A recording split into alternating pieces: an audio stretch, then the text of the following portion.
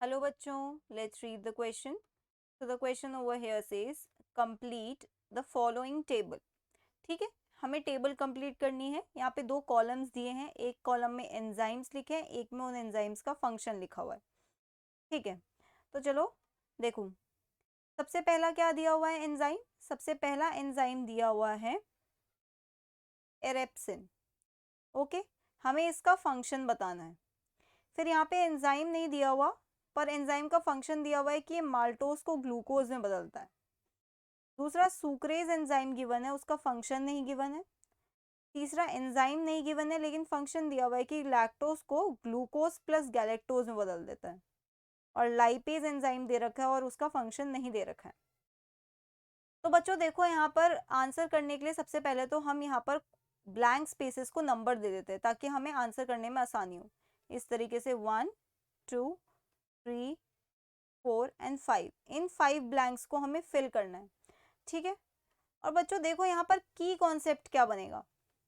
की कॉन्सेप्ट ये बनेगा, अगर आप यहाँ पे ढंग से देखो एंजाइम्स को और उनके फंक्शन को, तो आपको पता चलेगा कि यहाँ पर हमें जितने भी एंजाइम्स दिए हुए हैं ये कहाँ पे प्रेजेंट है.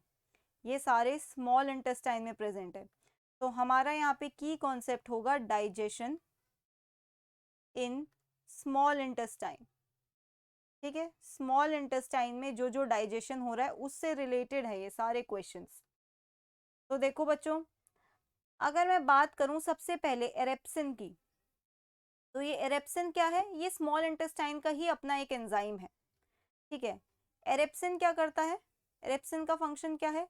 एरेप्सिन का फंक्शन ये है कि वो अमाइनो एसिड्स में बदलता है प्रोटीन्स को.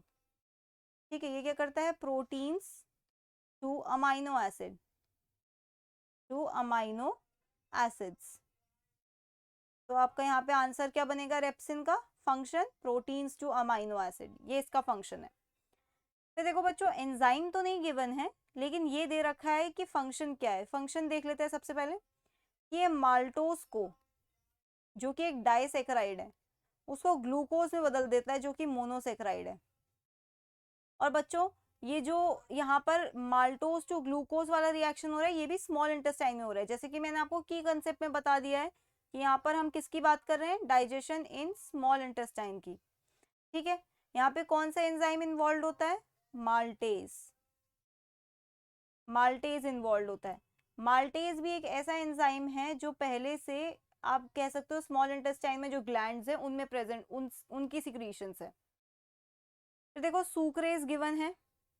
ओके, थर्ड वाले कॉलम में देखो, रो में देखो, सुक्रेज गिवन है. सुक्रेज क्या करता है? सुक्रेज भी डाइजेशन करवाता है सुक्रोज का, जो कि अगेन एक डाइसेक्राइड है, टू ग्लूकोज एंड फ्रक्टोज. ठीक है, सुक्रोज को किस में तोड़ देता है? ग्लूकोज प्लस फ्रक्टोज में. तो ये इसका फंक्शन हो गया इस एंजाइम का. फिर क्या गिवन है? फिर से फंक्शन गिवन है इस क्वेश्चन में कि लैक्टोज को ग्लूकोज प्लस गैलेक्टोज में बदला जा रहा है. तो कौन सा एंजाइम इन्वॉल्व है इसमें? अगेन बच्चों, इसमें जो एंजाइम इन्वॉल्व है वो स्मॉल इंटेस्टाइन की ग्लैंड्स ही बनाते हैं और उस एंजाइम का नाम है लैक्टेज. क्या है उस एंजाइम का नाम? लैक्टेज. लैक्टेज. ओके, लैक्टोज किस में प्रेजेंट होता है? डेयरी प्रोडक्ट्स में, या बेसिकली मिल्क में प्रेजेंट होता है. ठीक है, मिल्क शुगर कहते हैं लैक्टेज, लैक्टोज को.